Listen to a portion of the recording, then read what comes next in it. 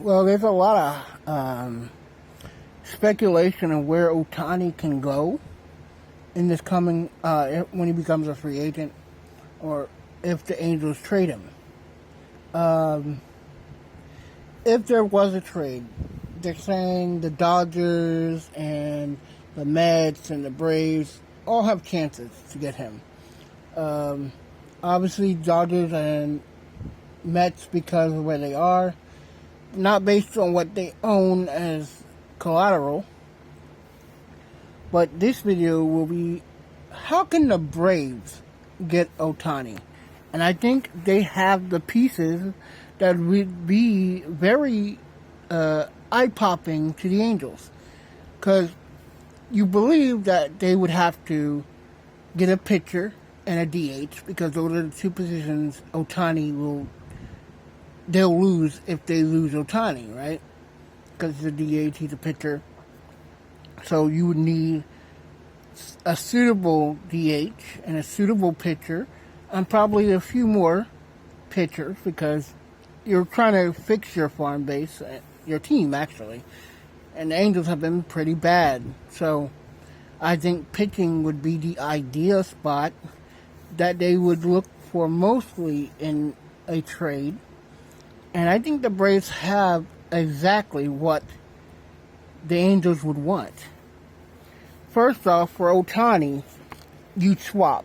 You swap Ozuna. Ozuna has 17 home runs. He has a 242 batting average in 2023.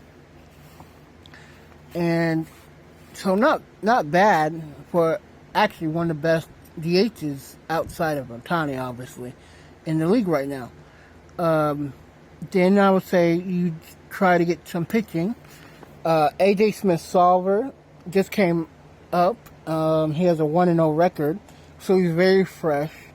And he played in 3 other games where he was a role guy, so they can keep him as that, or they can keep him as a starter.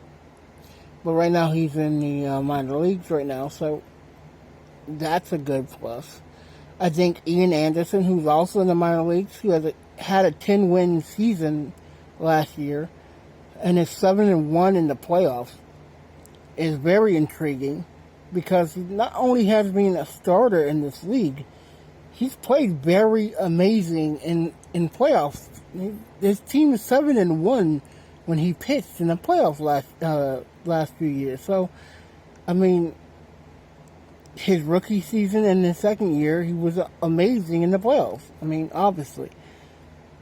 And you'd probably put in Kyle Wright. He has a 21-win season in 2022, and he was 5-1 this season. He's on the IL, but he's soon to come back. So you possibly throw him in, and maybe the last piece outside of like a draft pick or whatever, it would be Eddie Rosario. Eddie Rosario has 15 home runs and a 255 batting average. He plays your left field. You have a left fielder, you have a DH, and you have 3 pitchers for one guy. Yes, this seems like it's convoluted, but remember, Eddie Rosario is a NLCS MVP, and the bats that they got with Ozuna and Eddie are good for any lineup at this point.